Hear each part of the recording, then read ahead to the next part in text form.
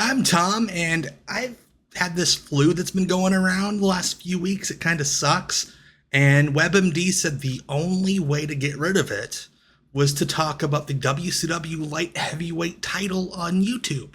The WCW Light Heavyweight Championship came up as a concept. Of course, there were, junior heavyweight titles throughout the years in wrestling. Shout out to guys like Danny Hodge and Lasertron and Downtown Denny Brown. The star power kind of started here and went. Early 91, Dusty Rhodes comes back to WCW as the booker, and he comes into a situation where a lot of folks like Brian Pillman. The fans love him. A lot of the wrestlers like working with him. He's like Ric Flair's little buddy behind the scenes. Flair's really trying to get this thing going for him. And Dusty's like, you know what? Booked junior heavyweight titles before. This fella's kind of small compared to the rest of these guys. Let's try this thing. The problem was, as much as the big guys liked working with Brian, it's because he made them look good, not so much that they wanted to bump and sell for him. The light heavyweight division, Brian would be working with guys his own size that he could win against regularly. And that's even how it was kind of pushed on TV was, man, isn't it unfair when Brian Pillman wrestles Barry Windham? Because Barry Windham's like the size of a house and nobody realizes it. So the narrative for years had been that in this time period, Brian Pillman was being buried. He was being buried because the bookers hated him so much. It's not true. Brian Pillman was maybe number 3 babyface in WCW. Just because he had to lose some matches sometimes doesn't mean he was being buried. This whole narrative, this whole thing came. The individuals involved have talked about this openly. Brian Pillman used to be on the phone with Dave Meltzer every night, man. Telling him, man, they're taking such horrible care of me. I'm having to lose all the time. And she wasn't having to lose all the time, just some of the time, because he was helping get guys set up for Sting. That's the role of a upper mid-card babyface. You get the next top heel ready for Sting. How dare Dusty Rhodes have a son that's 6'5" and handsome? When Dustin came out of Dusty's balls, it was the worst thing that could have happened. It was a slight against me, Dave. Dusty and the gang are like, let's do this light heavyweight division for Brian, this guy that we supposedly hate. But here's the thing.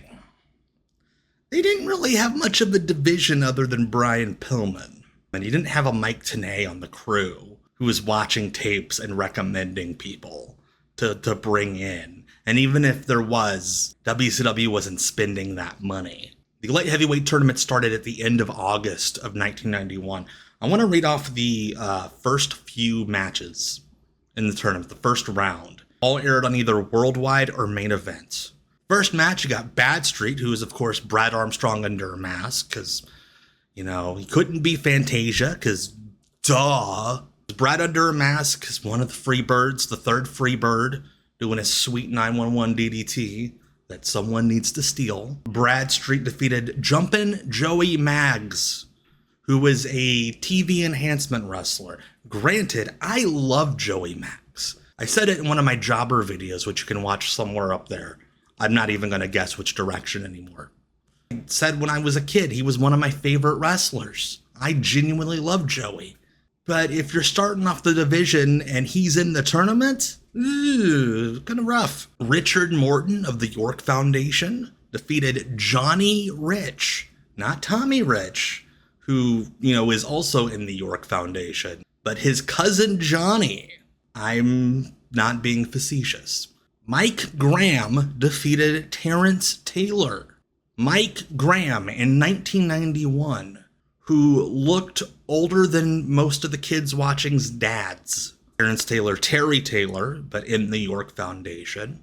A shame that they didn't offer membership to everybody in the company.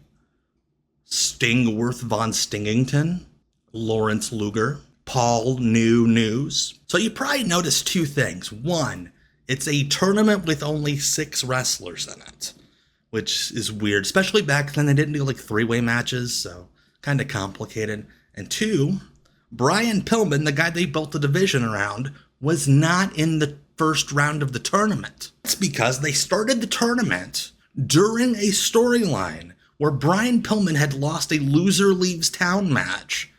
It was a tag match on The Clash back in June to Barry Windham, and he was wrestling as the Yellow Dog. He ran the entire first round, and then we're like, crap, Brian Pillman technically can't compete.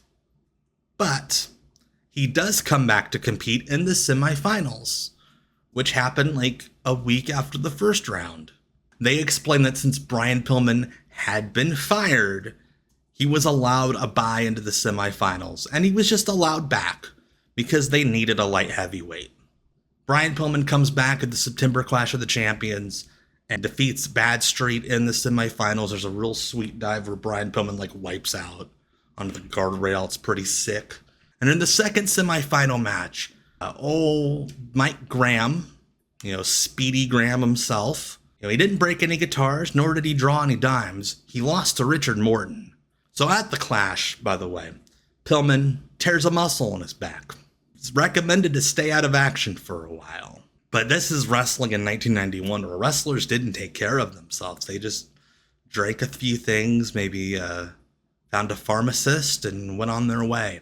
Pillman takes like 2 weeks off. And then at Halloween Havoc, he wins the inaugural Light Heavyweight Championship from Richard Morton. Finals of this tournament to start this new division, which they are hyping as faster, younger, more innovative. All the buzzwords that you throw out when you start a light heavyweight division. It's Brian Pillman, who is those things, against Richard Morton. I love Ricky Morton. Ricky Morton's one of the all-time greats. He is like the third straw in a mid-card heel act. And despite being in the York Foundation, he's still kind of doing like the Rock and Roll Express like aesthetic. And he looks like the lady that would be Reba McEntire's friend in a music video. So even though he wasn't that old, he felt like he was like ancient. Match is okay. This innovative, incredible light heavyweight division that we've been promised. Like they're wrestling like heavyweights, but smaller. Now, what great challengers are awaiting Brian Pillman after this tournament? I mean, he's kind of orbiting around Johnny B. Bad, who isn't really even a light heavyweight. Like they were even saying on commentary, this guy needs to cut weight to make 235, which, by the way, side tangent, 235 pounds is the weight limit for the light heavyweight division in WCW at this time. 235 pounds in 2026? You're a hoss. You're getting chance of meat when you walk to the ring. You're a big muscly boy at 235 in wrestling now. Back then, you were a pipsqueak. You were a chump. Pillman's just kind of the champion in name. It's not like they're bringing in a bunch of contenders to work with them on TV. He's mostly still just kind of hanging around like the upper mid-card, losing to the guys that would become the Dangerous Alliance, except now he's the light heavyweight champion. WCW had really strengthened its relationship with New Japan Pro Wrestling during the year 1991, and there's a wrestler in New Japan that's kind of making waves. Jushin Thunder Liger. Now, he's getting enough buzz in Japan that like he's getting segments on George Michael's Sports Machine, which was a big deal to people who now need their prostate examined once a year. And when they would play the Liger hype videos on WCW TV, it's like, is this guy like an alien? Is he like the same species as the rest of us? This is incredible. They bring him in for a week of house shows. Christmas week 91. Liger beats Pillman for the belt, and we finally have something resembling the futuristic wrestling that they've been promising us. Liger and Pillman mesh well, both as young high flyers. They both came up through Stampede, so they kind of have that style going on. It feels like futuristic wrestling. Liger goes back to Japan as the fledgling tape trading scene is eating up the Pillman-Liger matches that were fan-cammed in the crowd. Liger comes back at the end of February to have the legendary Super Brawl 2 match with Pillman that just blows everyone away. Jesse Ventura, his first WCW pay-per-view match on commentary, and it's like, you can hear in his voice as the match goes on, this is like nothing he's ever called, and he is loving it. It's so cool. Pillman wins the belt back, and then Pillman's just kind of back in the spot again that he was always in, the upper mid-card babyface. Wins some, loses some, but he's always working with the top heels. It's the same thing. They didn't have heel light heavyweights lined up for him to work with. They just wanted a belt for Brian Pillman to carry out, so he would feel special and fancy. Pillman has like a little feud with Tom Zink, who was his former tag partner, U.S. Tag Team Champions in 1990. Zinc lost a bunch of weight. He'd gotten off of steroids. So they said that he cut weight as like a cover to cover up for the fact that he like dropped 30 pounds out of nowhere. Did it this whole like babyface thing where like, yeah, we're best friends, but also I think I'm a better wrestler than you. Oh, I think I'm a better wrestler than you, blah, blah, blah. They have a match at Wrestle War. I think it's pretty darn good. It's closer to the style that the light heavyweight division probably should have been, but it's still Tom Zink, you know? He's fine, but Pillman really drags him kicking and screaming to a pretty good match. And around Wrestle War, they replaced K. Allen Fry, who had, really made WCW shows better. He wasn't like a booker or anything, but he spent money where it needed to be spent, and he was giving out best match bonuses, so everybody was trying way harder. That 6-month period where he's the boss, very underrated period of WCW. It's so good. He gets bumped, and they bring in Cowboy Bill Watts, who had not watched wrestling in, I think, 3 or 4 years. Like, not just was out of the scene, he just hadn't watched any. He thought it was like 1987 when he came back in. The business had vastly changed by the point where he came back in and took the WCW job. They did not have wrestling like this when he had left the industry. He did not understand it. And as well, he's cutting salaries. Turner's like, we don't expect you to like make more money, so we just want you to lose less money. The shows immediately look worse, and a bunch of wrestlers are asked to take salary cuts. Brian Pillman in particular, famous story. Bill Watts asked him to take a salary cut, and Brian's like, nah, man, I don't want to. Bill's like, fine, you're going to lose every match until you agree to this new contract. Brian's like, fine, I'll be the best paid jobber in wrestling. I imagine he went like that after he said it. So at Beach Blast, Brian loses the belt to Scotty Flamingo, a new young wrestler who had been coming up through Portland and Global. Of course, you know him now as Raven, Scott Levy. But the most important part to Bill Watts was he was a lot cheaper than Brian Pillman. So Brian Pillman needed to lose that belt to be taught a lesson. And again, I love Scott Levy, but he did not wrestle a, quote, light heavyweight style. It's just he was short. It's not like he's wrestling light heavyweights every night. He's a low-card heel. If he's in with a star, he gets beat. And if he's in with a low guy, he wins. A few weeks later at the Omni in Atlanta, July 5th, Brad Armstrong defeats Scotty Flamingo for the light heavyweight title.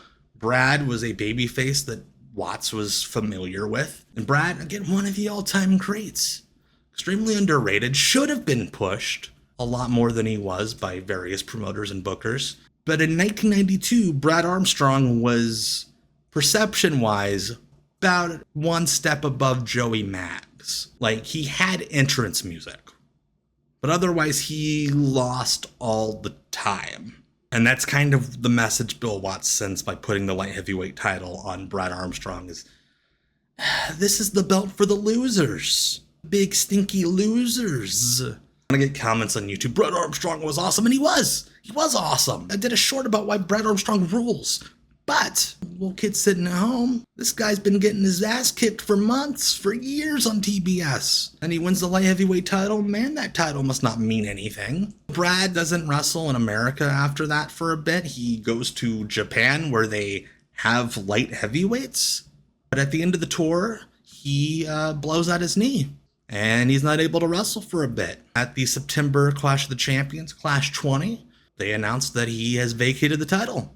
And they do a whole heel turn with Brian Pillman, and they kind of just give up on the light heavyweight title. Now, here's kind of an interesting, underreported part of the story that I don't think it gets enough coverage or enough thought.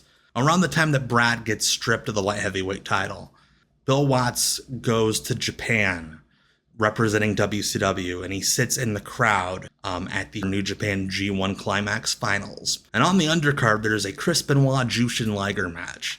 Bill Watts is allegedly amazed and mind blown. Like, he has an epiphany, like, eureka, this is what light heavyweight wrestling is supposed to be. He figures it out. That's what I was supposed to be doing this whole time. He starts making, arrangements with New Japan. We got to get Benoit over. We got to get more dates on Liger. Watts did have plans to reboot the light heavyweight division.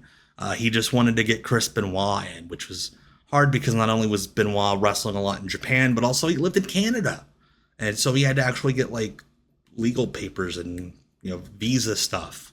Took longer than he thought. But at the beginning of 1993, he finally gets the thumbs up. Hey, Chris Benoit's going to be able to wrestle in America. We're going to have a bunch of dates on Liger. Pillman's good to go. Then Bill Watts loses his job for being a fucking miserable, awful, horrible person. The whole deal with the Torch Talk interview, Mark Madden sends it to the CNN Center to get Hank Aaron's thoughts. You guys know the deal.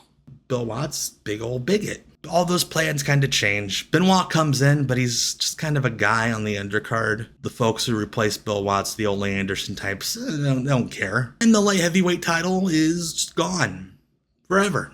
If you enjoyed this quick little chat about the WCW Light Heavyweight title, of course, like, comment, subscribe, and hype. Don't even know if the hype thing's still there, but if it is, just click it. It helps. So again, my name is Tom, and I have sweat out that flu. I think WebMD knows what it's talking about.